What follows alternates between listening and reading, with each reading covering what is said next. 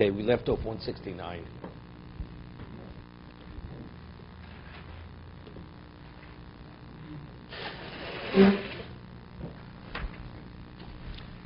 Okay, so we've discussed the first position in the Mechaber. Just to review it again. If you have a tree growing over a sukkah, the sukkah, the kosher schach provides all the shade that you need. And you have a tree that grows over, which independent of the schach would also provide all the shade you need. The sukkah is invalidated. Invalidated. What about if you have just a branch growing over, where that branch will not provide the shade? It's meaningless. What about this kosher schach is not sufficient to provide sufficient shade, but in conjunction with the branch it will together? It's a problem. Because there you're using schach posel to create shade. What about if you take that branch and you intermingle it into the schach where you can't recognize that branch? Based on the principle of bittul, it's what? It's okay. We'll get to the question, but you could identify it. Get it? Ernie asked the question. Yes, mentioned the question yesterday. V'yesh omrim. Shafilu masuka tzilosim ruba b'chamosa below ilon. The latter opinion is much more stringent, that even the sukkah independent of the tree provides more shade than sun. V'ilon b'chamosa ruba tzilosa. And the tree does not provide shade. The tree without the schach is chamosa ruba tzilosa. The branch that grows over the kosher schach, wherever that branch is, the schach under it becomes posel, is invalidated. Okay?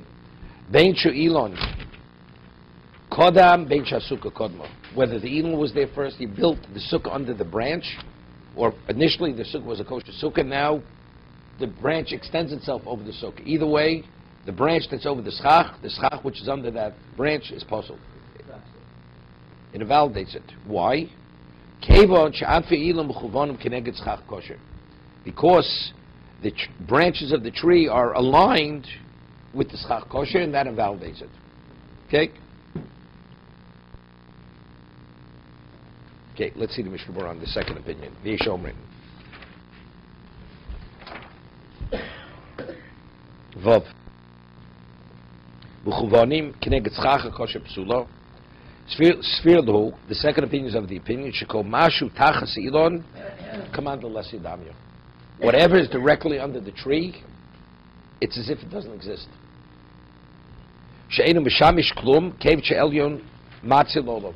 That since the branch like overshadows or is on top of it, that negates it. He says,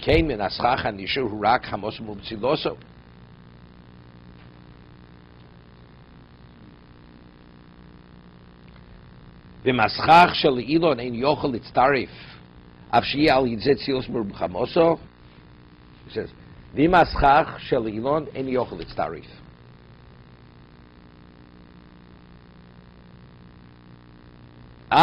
yidei tzilos meru b'chamoso v'oschach poselu.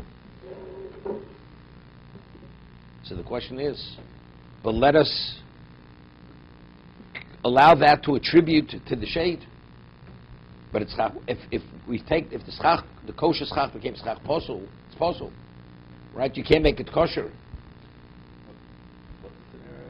No, the branch grew over either it preceded the schach or it came after the schach.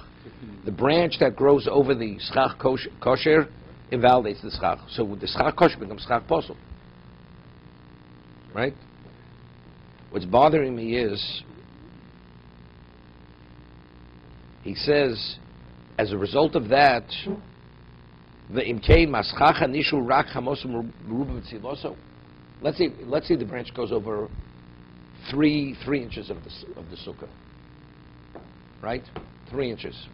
Let's say I'd remove those end pieces at the end of the sukkah. You still may have tzilosum ruba chamoso, right? Because in the other, even sun and high noon, because of the you have sufficient amount of schach, that small piece is not really going to make a difference. But evidently it will make a difference. Evidently the sun will shine straight down on that location. It's going to be Chamos Meruba Tzilosa, in that spot. In that spot, you can have more sun than shade. They're right. No. I'm talking about that spot. Why wouldn't it not apply all the whole? Because you have sufficient area. Let's say sukkah has to be a minimum size. Even if you cut off that last piece, right? It's a valid sukkah. Let's say you have a 3-walled sukkah. Right. 3-walled sukkah is valid. So if you have a branch over the schach. No, we're not going. It's going straight across the center. Let's say it goes straight down the center. Okay. So firstly, it's a whole discussion. How much schach posel do you need in the middle to divide the sukkah in half? You have to have 4 tefachim. If it's less than 4 tefachim, it doesn't divide the sukkah. So that even though you can't sit under there, but the sukkah is not divided. So it's still not a problem. Okay, well, we'll get into the details a little more. Okay, let's see the Ramo here. He says, Miu im hishpil hanofim lamato, ve'ervon im aschach. If you took this branch and you lowered it and you intermingle it with the kosher schach, she'eni korah, to the point where you don't recognize, when it's intermingled, you don't see the branch, betelin, the subsumed by the kosher schach, v'asukkah ksheru. Sukkah becomes kosher. Like meat, to a degree. And if you could identify. No, see. It's like, see, here the branch is not providing anything. Here the branch was a problem. When meat is subsumed, you can eat every piece of meat in that pot. Here, you have sufficient schach without this branch. This branch is a problem. So we have to somehow remove the problem. Either you snip or cut off the branch, or subsume it. But after you subsume it, is it providing shade? We don't need it. We have enough shade without it. You following? It's the branch over the sukkah, right? Now we intermingle it. And Now, what's its function now? But you can't identify that branch. If it's above the sukkah, you could identify. We just talked about it. If you intermingle it. If you intermingle it, it's still attached, but you can't identify it, correct? Correct. From the top or the bottom. So then, and it's providing shade. It's providing nothing. So it's providing nothing. So it's That's that, what I'm explaining to you. It's providing nothing. Here, the second opinion is you have this kosher schach provides all the shade.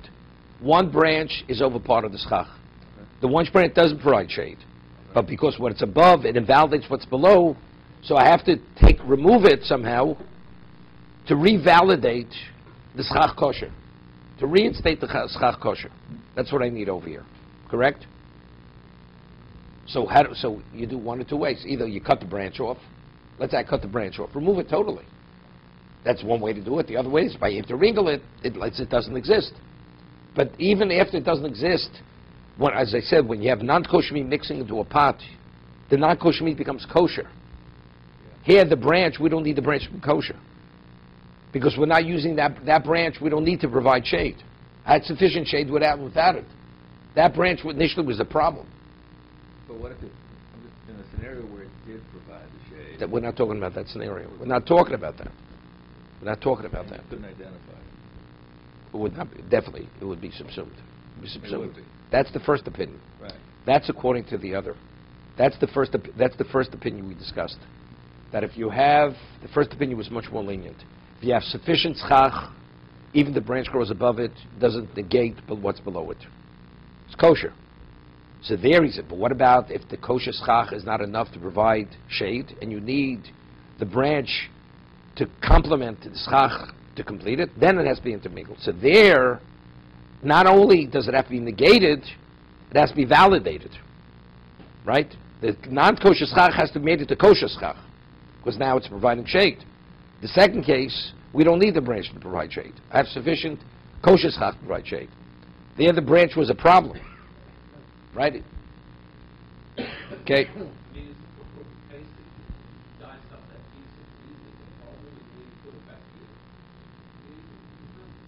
Not to main butler. We discussed the main butler. So I have to get rid of the problem. So there's another way to get rid. There's another way. But when after you subsume it, what happens? Am I using that branch to provide schach kosher? I've neutralized. That's all I have to do. That's what I'm saying. In kashrus, there's no comparable case. Right, so you can't go and mince up the non-kosher piece of meat, put it in, and now say it's not identifiable. But that's rabbinical. That's rabbinical. That's a rabbinical law. Why isn't it? No, because Because here I don't need more than this. You don't need more than this. There you need more than that.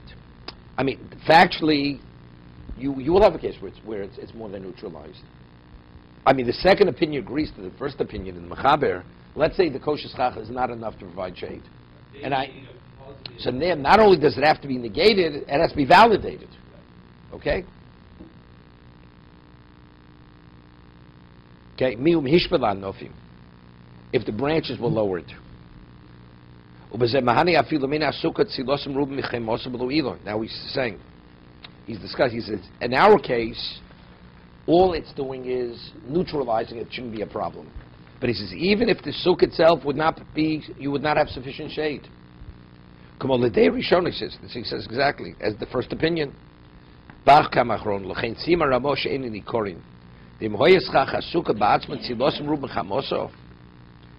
He says, if the schach of the sukkah itself would be tzilosim rum b'chamoso, afil nikorin shor lefi mashkos abdul kamei, we'll have to see that later. V'yesh omer de achrona lo zu mahani afil k'shehishpil el mkein schach ha-sukkah tzilosim rum b'chamoso below ilon ma'isudoch alach mekabasayu. He says there's an interpretation according to the second opinion, the Chiddush, that even when you have the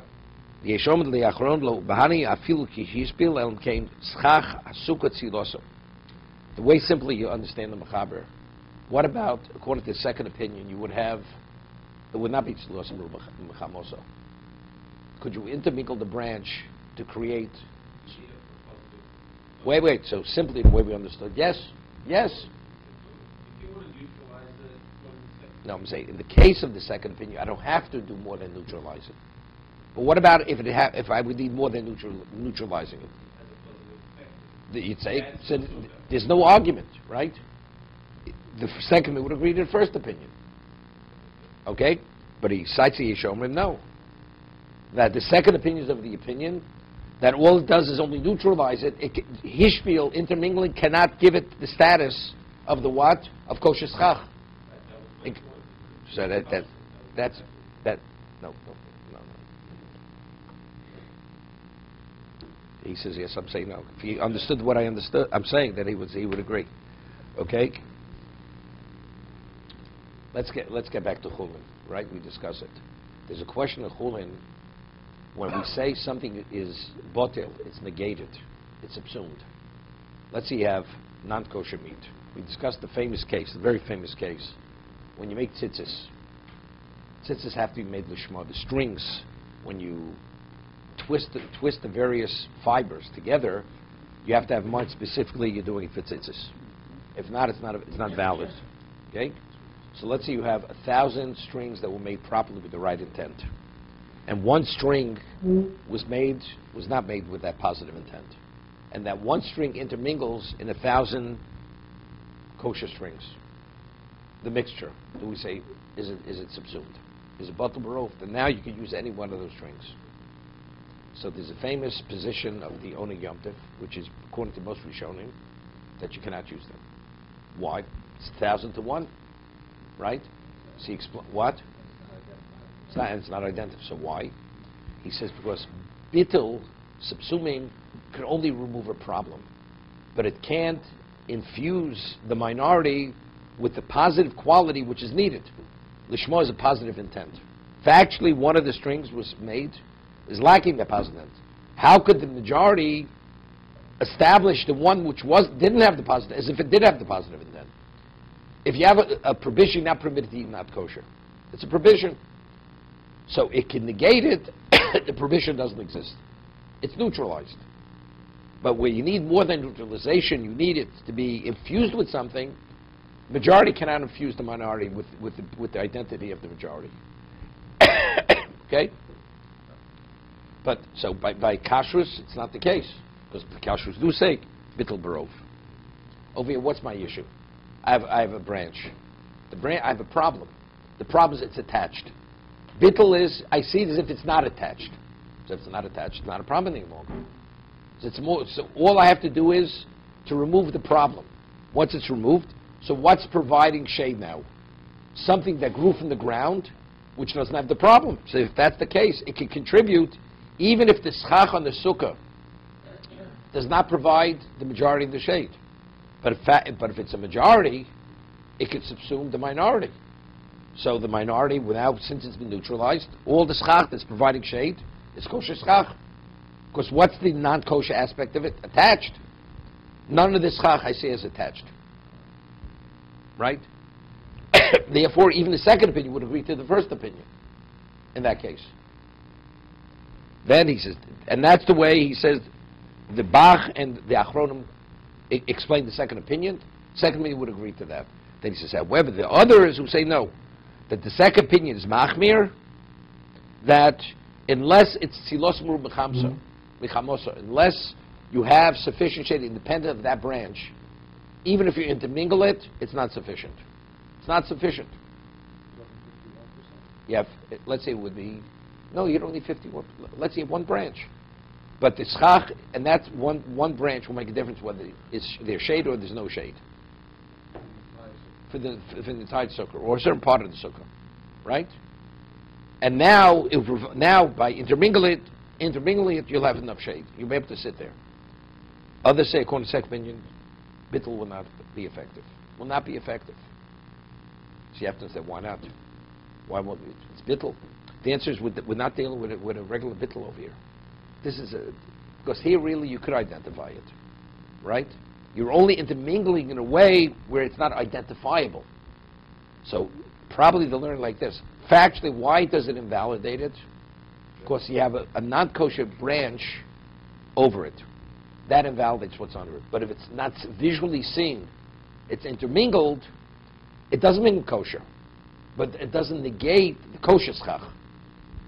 You see what I'm saying? Because it's not the conventional subsuming over here.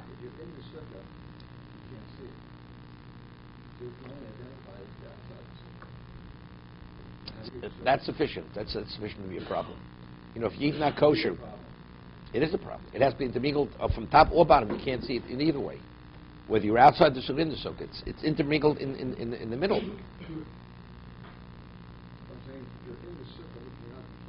No, definitely not. You can't see it. No, it isn't. What about if you stand out and you could see there? Then it is a problem. That's identifiable. That's called identifiable. Right. You know, it's like, you know, you close your eyes and you say, you know, it seems to be a kosher because I don't see the non-kosher. Okay? Just don't read the ingredients. You won't have a problem.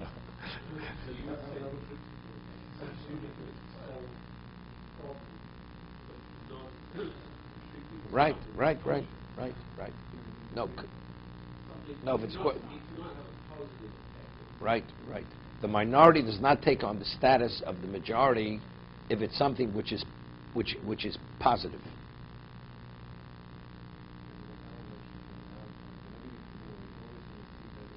No, you see where it enters. You